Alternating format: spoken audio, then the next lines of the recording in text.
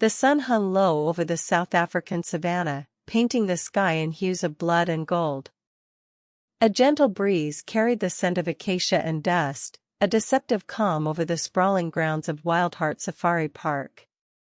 Michael Ndaba, a 34-year-old animal caretaker with a quiet smile and a heart full of dreams, stepped into the elephant enclosure, his boots crunching against the dry earth.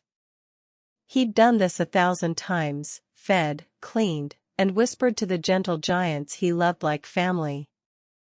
But today, August 14, 2024, something was different. The air felt thick, electric. Thandi, the 12,000-pound African elephant, shifted uneasily, her massive ears flapping, her trunk curling in agitation. Michael paused, his hand outstretched with a bundle of hay. Then, in a heartbeat, the world exploded, 6 tons of fury charged, a trumpet of rage splitting the silence. Michael's scream was swallowed by the dust as Thandi's tusks found their mark. In 30 seconds, a man's life ended, and a story the world would never forget began. I'm Lisa Campbell, and for 20 years, I've walked the jagged line where humans and wild animals collide, where love for nature meets the raw edge of survival. Today, I bring you a story from the sun-scorched plains of South Africa, a tragedy that unfolded at WildHeart Safari Park, a place promising untamed adventure to tourists chasing Instagram glory. It's the story of Michael Ndaba, a devoted caretaker, and Thandi, an elephant whose strength was both her gift and her curse. This isn't just about a fatal encounter, it's about the cost of captivity, the weight of exploitation, and the fragile thread binding us to the wild. What drives a creature to turn on the hand that feeds it? Share your thoughts in the comments. Have you ever visited a safari park, felt the thrill and the unease?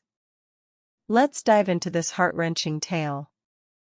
Michael Ndaba grew up in a small village near Pretoria, the son of a farmer, his childhood filled with stories of elephants, majestic giants who roamed free, guardians of the land.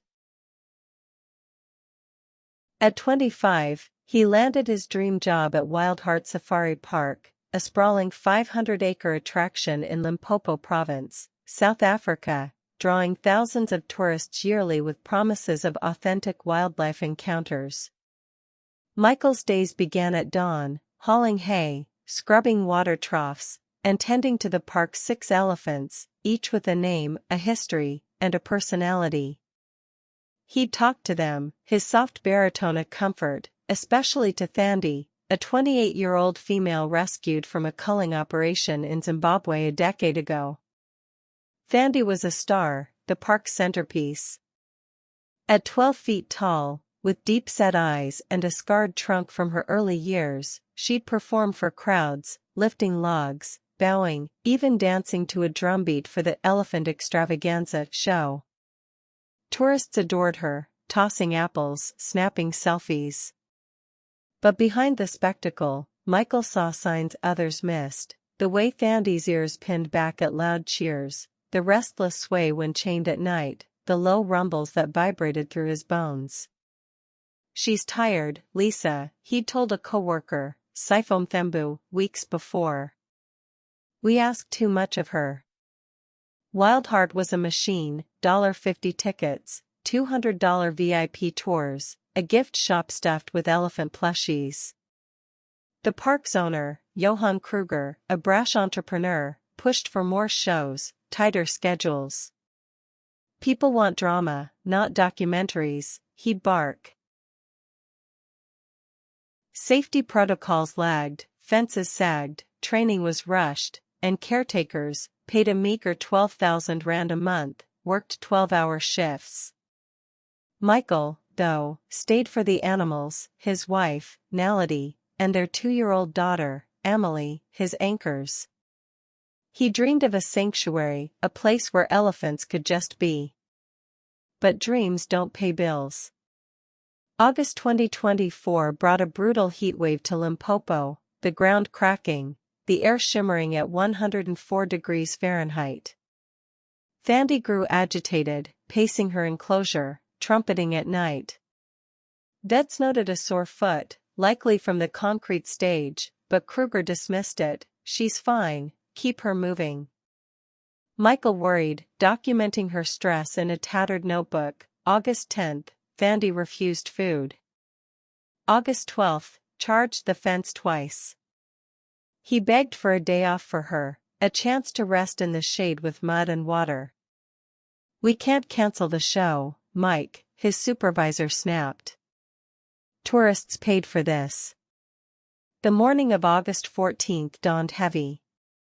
A busload of 60 tourists, families, bloggers, a school group from Cape Town, poured in, cameras ready. Michael fed the elephants early, sweat beading on his brow, his khaki shirt sticking to his skin. Vandy's eyes met his, dark and unreadable. He murmured, "Easy, girl, we'll get through this." The extravaganza was at 2 p.m. Vandy would lift a log, bow, and dance to a booming drum. The crowd gathered, kids squealing, the air thick with dust and anticipation. Seifel later recalled, "Michael looked nervous. He said, 'Something's off with her today. I should have listened.'" Backstage, Vandy's chain clinked as she shifted, her massive frame tense. A toddler's balloon popped, sharp, sudden. Vandy flinched, her trunk whipping up. Michael, ever calm, stepped into the enclosure to adjust her position, hay in hand, his voice a soothing hum. No one saw the shift in her stance, the subtle coil of muscle, the flicker of something primal in her gaze. At 2:17 p.m., the drumbeat started, a deep thrum echoing across the savannah. Vandy lumbered out, the crowd cheering, phones aloft. Michael stood just inside the enclosure, ready to guide her. Then it happened, fast, unstoppable. Vandy's ears flared, her trunk curled, and a bone-shaking trumpet tore through the air. She charged, 6 tons of muscle and bone surging forward, the ground trembling. Michael froze, hay slipping from his hands, his eyes wide with disbelief. "Vandy, no," he shouted, arms raised, backing toward the fence. Too late. Her tusk caught him, a swift, brutal arc, lifting him like a rag doll. He hit the ground hard, dust billowing, blood pooling beneath his khaki shirt. The crowd screamed, parents clutching children, phones dropping. Vandy stomped once, twice, her rage a storm, then stopped, swaying, as if waking from a trance. Michael lay still, his chest torn, his breath gone. 30 seconds, and a life was over. Panic swept WildHeart. Tourists fled, a child sobbing, "Why did the elephant do that?" Guides herded them out as sirens wailed in the distance. Paramedics arrived at 2:35 p.m., but Michael was gone, pronounced dead from massive internal injuries.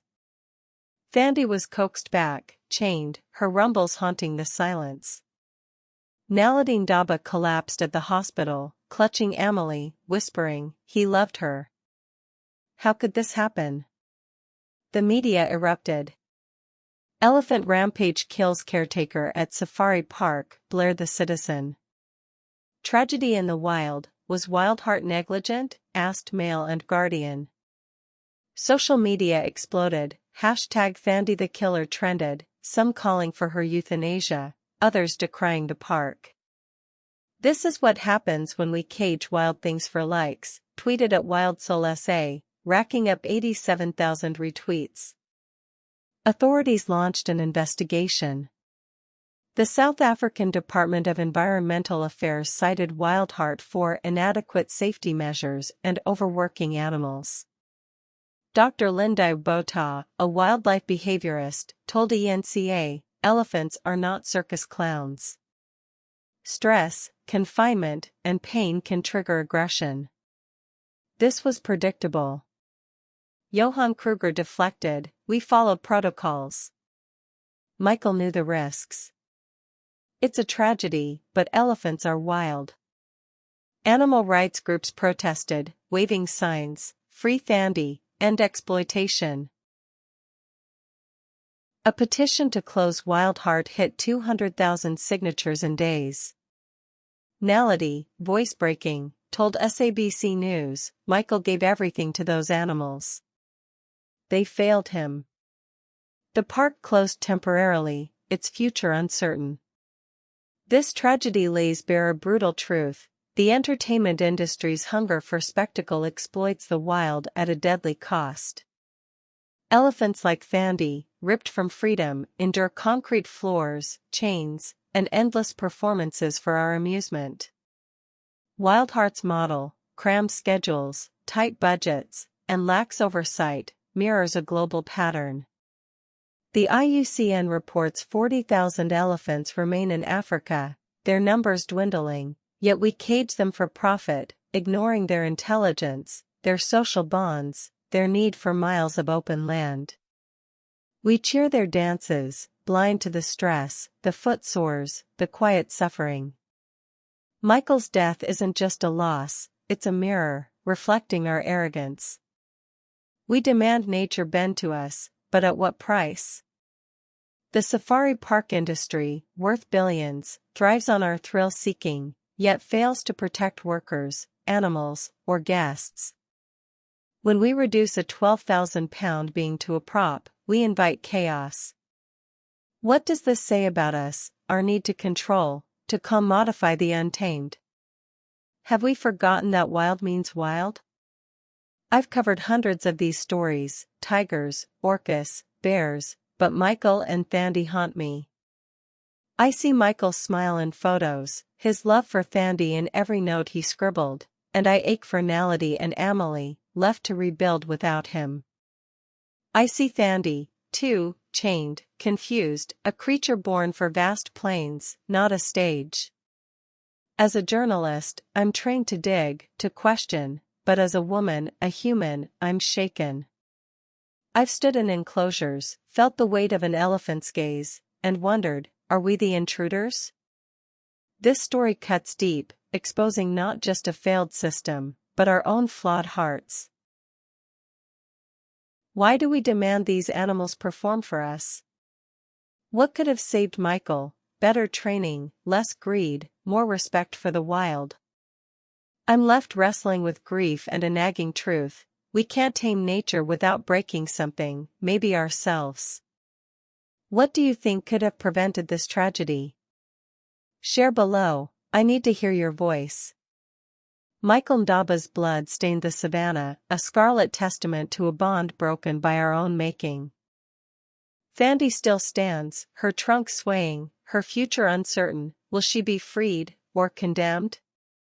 This isn't just their story, it's ours. We built the cages, sold the tickets, and cheered the show. Now, a man is gone, a family shattered, and a majestic creature bears the blame.